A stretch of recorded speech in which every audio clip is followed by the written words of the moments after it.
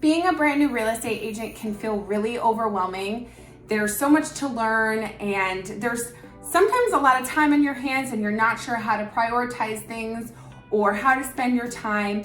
And it can just feel really daunting and can leave you to just feeling overwhelmed.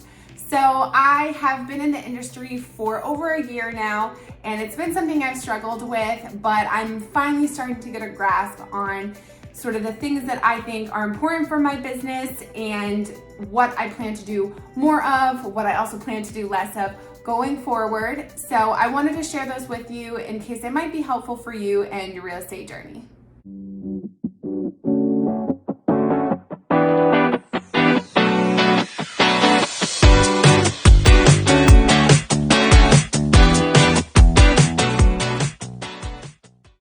Hey guys, I'm Felicia Davidson, and I'm a real estate agent in the greater Hartford area of Connecticut. I am in my second year now of real estate, and I've been doing a lot of reflecting on all the things that I've learned and have started making these videos as a way to hopefully help others who are starting out in the industry. So let's jump right in on my top 3 priorities that I think any brand new real estate agent should focus on. The very first thing that I think is very important for new real estate agents to focus on is their bookkeeping. A lot of new agents focus primarily on how to bring in business and essentially how to make money, which is of course very important, but the step that they tend to forget is learning how to actually manage that money once it does start coming in. What good is making a lot of money if you don't know how to manage it? That's why I think it's very important to figure out those systems early on so that you don't make mistakes down the road. There's actually a lot that this can do for your business from a mental perspective as well. When you have a firm understanding of the money coming in versus going out, it really can build your confidence and change things for you. Even if you don't like where the numbers are at right now, you still gain a level of control and feel a little bit more sure about where you're at. And if you know that you're not where you want to be, it at least gives you a framework for what realistic goals are and what you can do towards getting to a place where you are feeling a little bit more financially comfortable. Not having an idea of where your money is going, what you're spending versus what is coming in can cause you to overspend and your resources to get drained pretty quickly. When I started out, I would say I was probably around a 6 or a 7 on a scale of 1 to 10 when it comes to being financially literate in my business. I did set up a QuickBooks account early on. I had a separate bank account and credit card for my business so that my transactions were kept separately. But beyond that, I really didn't have a good understanding of how to manage the financial aspects of my business. And any agents who have not taken the time to figure this out probably learned a hard lesson when tax season came around, because you can learn pretty quickly that not having a system and not being organized can really do damage when it comes to your tax returns. I recommend keeping track of all your receipts and actually keeping up with your financials on a regular basis.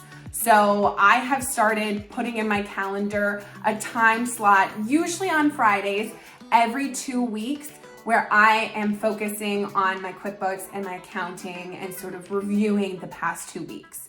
When I started in the business, I noticed that probably a month or so would go by between me looking at that information, which is really way too long. Usually by the time you're looking at 3+ weeks, you start to forget where you traveled to, what that receipt is even for, and it really can become a lot more overwhelming than if you keep up with it on a smaller scale on a regular basis. The second priority that I think that all brand new real estate agents should have is figuring out what they want to do for lead generation. I'm not going to go into your options for how to generate leads. There's tons, and there are literally thousands of books, podcasts, videos, and programs out there talking about just that. What I want to talk about is more of the mindset when it comes to choosing your lead generation and how to stay motivated during the tough times. If you're familiar at all with this industry, you've probably heard of a term, paralysis by analysis.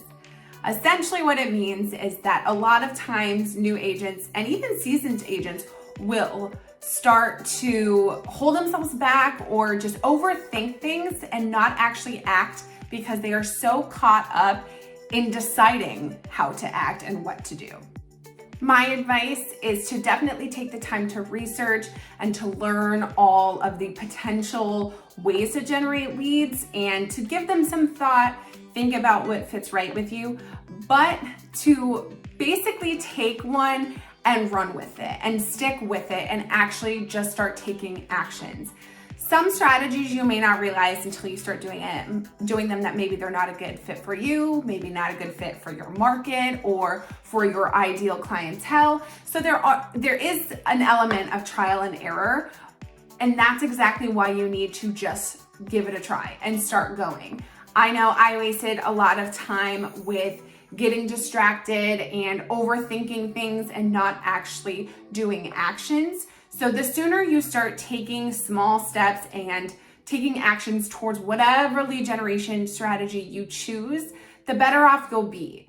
You may not know right away if it's going to pay off, but you're never going to find out if you never take those actions and just get started. The third and final priority that I think new real estate agents need to focus on is setting a schedule and establishing habits. All of these priorities can be hard to master, and I have to say that this is one that I probably struggle with the most. It can be tough when your schedule is different every single day, which is the case with real estate.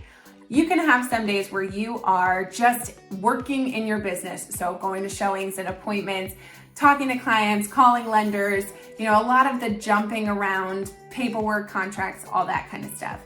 Then you'll have other days where you do have a lot of time on your hands where you can work on growing your business and doing marketing and any of those lead generation strategies that you decide to do. That can make things difficult because you feel like you have a lot of freedom and a lot of free time to decide what to do. But with freedom, there's the risk of not being productive or not getting things done in a timely manner, and basically causing things to take longer than they should.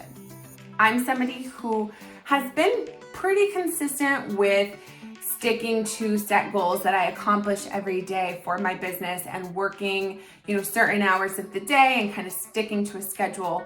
But I do find that I struggle sometimes with spending more time on a task than I really should. I definitely get stuck overthinking things, and so if I am making a social media post, creating a reel, if I'm editing something, even if I'm writing a contract or doing something else, I tend to overthink things and I will adjust them constantly and tweak them, and not having a schedule can really let this get carried away. So if you know that you only have an hour to create your social media content for XYZ, that will really help you to stay focused and to prioritize instead of kind of going down a rabbit hole and taking longer than you should. What's also really worked for me is scheduling certain things on particular days. So I mentioned before, I do my accounting every 2 weeks, usually on a Friday. I try to have on my calendar every Sunday a time just to sort of review my week ahead, see what appointments I have, make goals and a plan for the week. I also try to do a check-in with myself every Friday. Same thing, kind of just seeing where my goals are at and what I accomplished and what I didn't for that week. There may be a time that you want to pencil in that you dedicate just to growing your business. So maybe prospecting or marketing or something else that you know that every Tuesday for 2 hours you are focused only on that. Having those times penciled in can really help you to gain some sense of control. If you are just moving by the seat of your pants, going from one showing and appointment to the next without really any consistency, you'll probably start to feel burnt out pretty quickly, and it'll feel like your business is running you and you aren't running your business. So I definitely recommend having systems and routines in place as best as you can for your own sense of stability and control. Thanks for watching. I hope that you found this information useful and that you'll be able to go into this new venture of yours with a little bit more confidence. If there are other topics or questions that you have on starting out as a real estate agent, please feel free to share those in the comments below and I would be happy to address them. If you would like to know more about what I experienced in my first year as a real estate agent, be sure to check out that page that I will have linked to this video. Otherwise, be sure to subscribe for all things real estate and I will see you next time.